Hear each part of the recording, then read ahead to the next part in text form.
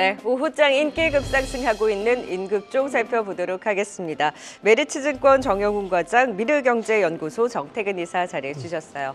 안녕하세요. 네, 반갑습니다. 안녕하세요. 네, 바로 금요일 오후장 첫 번째 인급종부터 만나보겠습니다. 앞서서 오프닝에서도 오늘 경영권 분쟁 테마가 가장 테마 안에서도 눈에 띈다라는 말씀을 드렸는데요. 로제 테마에 이어서 오늘은 경영권 분쟁 테마, 그 안에서도 티웨이 항공, 그리고 대명 소노 시즌, 그러니까 티웨이 쪽의 움직임이 강하게 또 포착이 되고 있습니다. 고려아연이 쏘아 올린 공, 고려아연이 오늘 140만 원까지 돌파를 했다가 상승폭을 축소하기는 했습니다만 고려아연으로 촉발된 이 경영권 분쟁 테마가 오늘 SK 쪽까지 미치고 있는 상황인데요. 정태근 이사님, 네. 저는 이걸 이제 그냥 시장의 하나의 현상으로 이제 테마에 네네. 대해서 그 움직임을 계속해서 말씀드렸는데 가뜩이나 지금 거래대금도 없는데 또 이쪽으로 수급이 쏠려버리면 네. 참 뭔가 답답한 것 같아요. 오늘 이러한 움직임 어떻게 보셨을까요? 일단은 말씀하신 것처럼 증시에서 돈이 갈 곳이 정말 없구나라는 생각도 들고요. 그리고 학습 효과라는 생각도 좀 들어요. 일단은 고려한 그 경영권 분쟁으로 인해 가지고 어쨌든 중요한 건 투자 입장에서는 주가가 급등했다라는 거, 여기에 포커스를 맞출 수밖에 없거든요. 그러다 보니까 티웨이 항공 같은 경우도 경영권 분쟁이 있는 상황들이고, 그리고 한미약품 같은 경우도, 한미그룹 같은 경우도 마찬가지로 그런 상황들이기 때문에 앞으로 티웨이 항공도 혹시 한미사이언스도 혹시 이런 심리가 좀 반영되게 되면서 제가 봤을 때는 좀 급등이 나오는 게 아닌가라고 좀 말씀을 드릴 수 있을 것 같아요. 그러나 일단은 고려 아연과 그리고 티웨이 항공은 대명 소노 시즌을 할게요. 여기는 좀 케이스가 약간 다른데, 일단 대명 소노 시즌은 선택지가 있어요. 무슨 얘기냐면은 티웨이 항공도 있고 에어 프리미어도 있는데 이 두 곳을 다 공략할 것인가, 아니면은 티웨이 항공 쪽으로 집중할 것인가, 아니면 에어 프리미어로 집중할 것인가, 이런 선택지가 있거든요. 근데 아직 이런 선택지가 확인이 안 된 상황이기 때문에 추후에 어느 쪽으로 방향을 잡는지를 보고 일단 그때 가서 방향을 좀 잡는 게 좋지 않을까 생각이 들어요. 일단은 에어 프리미어 같은 경우는 상승상 아니기 때문에 투자자 입장에서는 되도록이면 티웨이 항공 쪽으로 경영 분쟁이 나는 게 좋지 않을까 생각이 들고, 그렇게 했을 때 고려안의 어떤 경영 분쟁처럼 공개 매수라든지 장대 매수라든지 이런 쪽으로 이어지게 된다라면은 아마 이런 급등 현상 나오겠지만, 만약에 그렇게 진행되지 않게 된다라면은 그런 현상은 나오지 않고 학습 효과에서 단기 변동성을 끝이 날 수가 있기 때문에 아직까지 좀 확인이 필요할 것 같습니다. 그리고 요거 말고도 선택지가 있어요. 경영권 분쟁 같은 경우는 또 없을까요? 있을 거거든요. 어디요? SK도 그렇고 한진칼도 그렇고. 한진칼 쪽도 네. 그렇고. 이번 10월 달에 이제 조현태 회장이 상속세를 다 이제 납부를 하게 되면은 그다음 뭘 할까요? 밸류를 할까요? 저는 아니라고 봐요. 밸류업 지수에 들어가긴 했는데. 그죠? 저 이해가 안 돼요. 거기 왜 들어가는지. 한진칼이 할 수 있는 여력이 네. 있을까? 여유가 없을 수도 있을 텐데요. 근데 여력도 중요한데 의지가 있을까? 네. 그게 더 중요하다고 보거든요. 지금 이제 아시겠지만은 한진칼이 대한항공을 지배를 하고 있어요. 그리고 조현태 회장이 우호 지분이 있긴 하지만 순수 본인 지분은 한진칼의 지분이 5.4%밖에 안 되거든요. 그러면 만약에 TV 보는 시청자분들 한번 생각해 보세요. 내가 만약에 조현태 회장이다. 지금 한진칼을 통해서 대한항공을 지배를 하고 경영권 안정을 가져가야 되는데 내가 가지고 있는 지분은 5%다. 밸류업을 할까요? 지분 매입을 할까요? 그러니까 어찌 보면은 경영권 분쟁이 후보군이 될 수 있는 게 또 한진칼이 될 수가 있는 거죠. 네. 그리고 SK는 또 세계 소송이라 그러잖아요. 최태원 회장이 만약에 지게 되면은 SK의 그 최태원 회장이 갖고 있는 SK 지분의 절반을 노소영 전 부인한테 줄 수밖에 없거든요. 그러면 또 이제 최태원 회장의 또 그 안정적인 지배 구조, 이게 또 깨질 수가 있기 때문에 또 사모펀드의 공격 대상이 또 될 겁니다. 그렇기 때문에 앞으로 이런 그 오너 일가의 어떤 부족한 지분으로 인해서 비슷한 사례가 많이 나올 거기 때문에 조금만 이 대명 소노 시즌 같은 경우는 느긋하게 좀 바라봤으면 좋겠어요. 네. 다만 경영권 분쟁 테마에 대해서는 꼬리에 꼬리를 물고 조금 더 확산될 가능성은 있다라는 네네. 의견을 주셨고요. 티웨이와 대명 소노 시즌 같은 경우에는 일단 표면적으로 아직까지 드러난 뭔가가 없고 네네네. 이러지 않을까, 저러는 것 아니냐라는 이제 썰로 사실 네네. 가능성의 급등이 나오는 것이다 보니 이쪽은 조금 더 확인은 필요하다라는 의견을 주셨고요. 짧게 고려 아연은 네네. 그러면 일단 가장 중심에 있는 종목인데 너무 일단 과하게 네, 그쵸. 움직이기도 했고 오늘 장중에 140만 원 돌파하다 보니까 좀 상승폭을 줄였는데 네네. 단숨에 거의 시총 상위 상단까지 올라왔단 말이에요. 과하다고 보세요? 아니면 어느 이슈가 있으니 더 움직일 수 있지라고 보세요? 일단은 누구든지 100기 들기 전까지는 추가적인 변동성 나온다는 거 아. 봐요. 오늘의 그 윗꼬리는 판다라기보다는 안 산다가 정확할 것 같아요. 굿과 낫배드 차이라 보시면 될 것 같은데 오늘은 매도보다는 안 사서 현상이 나온다고 보시면 될 것 같고 그래도 과하다고 생각했나 봐요. 140만 그렇죠. 원은. 과하죠. 이거 네. 누가 봐도 과하죠. 그러니까. 과할 수밖에 없는 상황인데 그래서 일단은 한 번 정도 어떤 추가 변동성은 나올 가능성이 높거든요. 그렇기 때문에 그리고 그 플러스해서 저는 개인적으로 장시가 이제 100기를 들지 않을까 생각이 들거든요. 그래서 그런 관점에서 보게 된다면 지금 부근에서는 뭐 무리한 추격 매수는 안 했으면 좋겠다라는 말씀 드리고 싶네요. 네. 자, 고려 아연에 있어서도 조금 더 상방 변동성을 확대할 여지는 있고 다만 경영권 분쟁 테마가 있는 쪽에서는 좀 선별적으로 좀 나눠서 볼 필요가 있다. 티웨이 쪽으로는 좀 더 보수적으로 확인은 좀 더 필요하다라는 의견 주셨네요. 자, 이어서 두 번째 임급종도 만나보겠습니다. 자, 실적 발표한 현대모비스는 안 볼 수가 없습니다. 최근에 현대모비스가 정말 달라진 모습을 보여주고 있어서 현대모비스가 왜 이러지? 다들 뉴스를 열심히 찾으셨단 말이죠.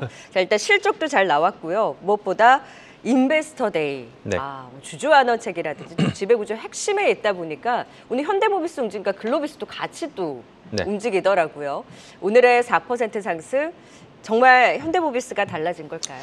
일단 뭐 오늘 이제 주가 상승은 이제 오늘 실적에서 나온 이제 어닝 서프라이즈에 있다라고 보시면 될 것 같습니다. 최근에 이제 이달 중순부터 현대모비스의 주가가 심상치 않게 좀 올랐었는데 그러한 이유는 이제 3분기 이제 실적에 대한 좀 기대감이 어느 정도 좀 선반영이 되면서 주가가 최근에 이제 상승을 했었습니다. 그러면서 수급적인 측면에서도 기관 투자자들이 아주 공격적인 좀 매수세에 힘입어서 최근 주가 상승을 이끌었었는데요.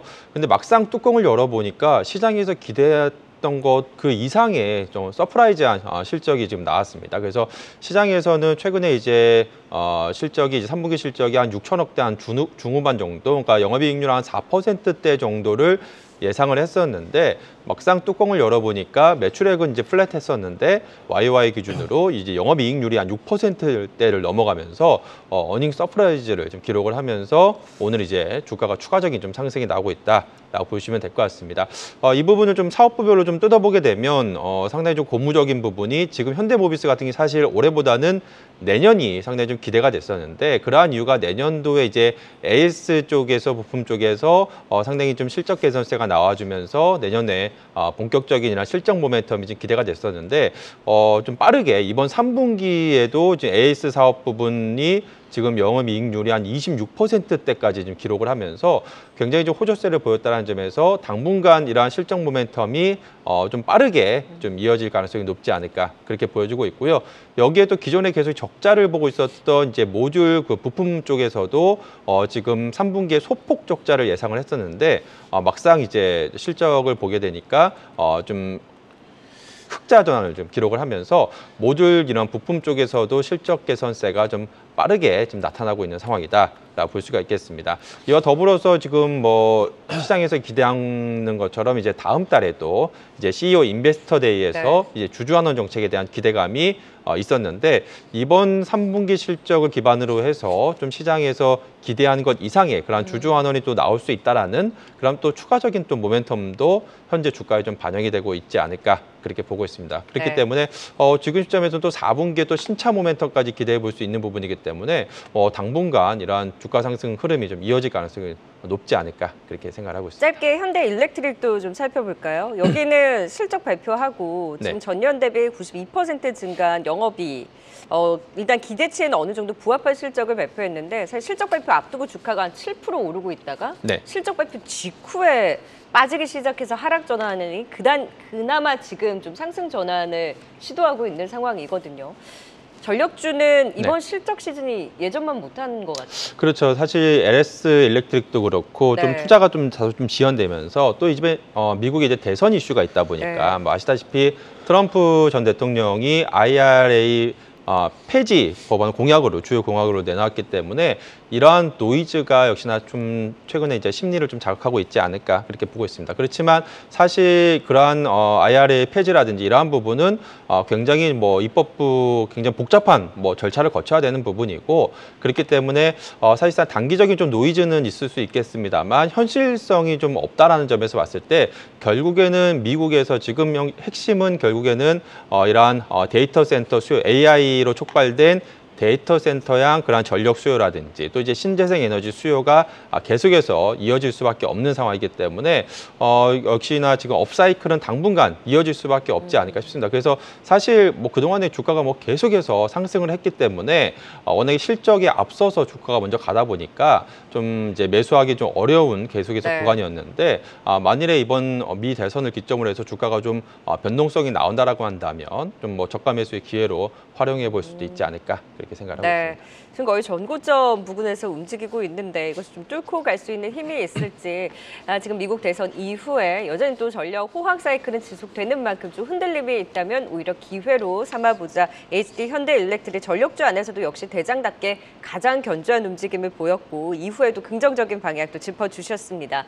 네, 지금 이 시각 또 사이렌 울리고 있는 VR 발동 종목 찾아보도록 할까요? 시황센터 연결해 봅니다. 원미정 캐스터. 네, 오장 VR 발동된 종목 통해서 시장 분위기 살펴보시죠.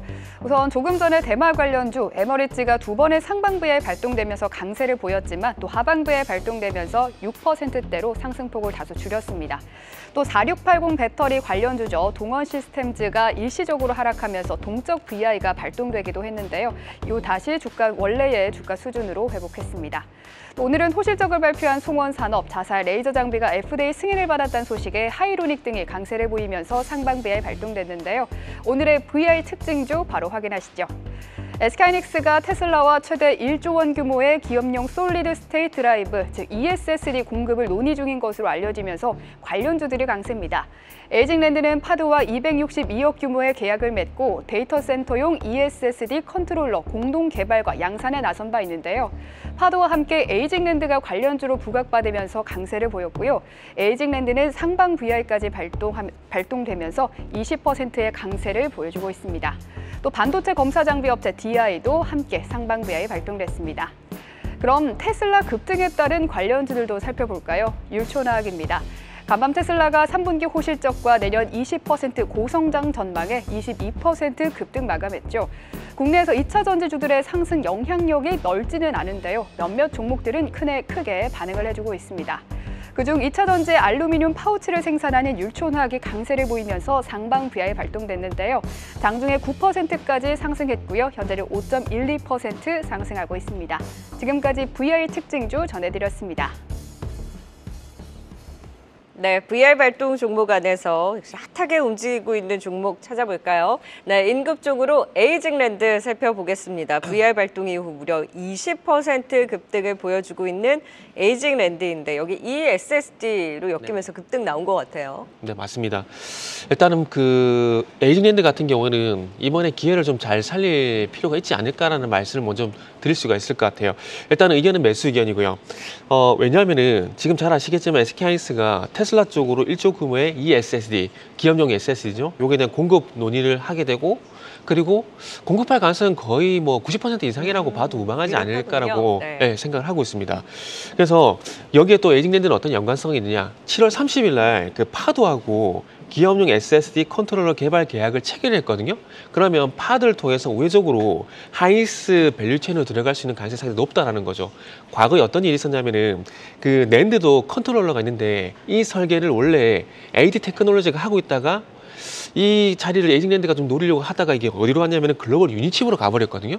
그래서 그때 당시에 SK하이닉스를 놓친 게 상당히 좀 아까웠어요. 아까웠는데 지금 만약에 파드를 통해서 컨트롤러 계약을 하게 되고 만약에 공급 계약을 체결하게 된다라면은 하이닉스와 연결고리가 생기기 때문에 저는 시발점이 될 수 있다라고 봐요. 그리고 이후에 또 볼만한 게 뭐가 있냐면 그 이제 에이징랜드가 과거에 올해 초입니다. 올해 초에 그 AI 팹리스 디퍼아이라는 회사가 있는데 이 회사하고 뉴로모픽 반도체 모듈 및 칩 개발에 성공을 했거든요.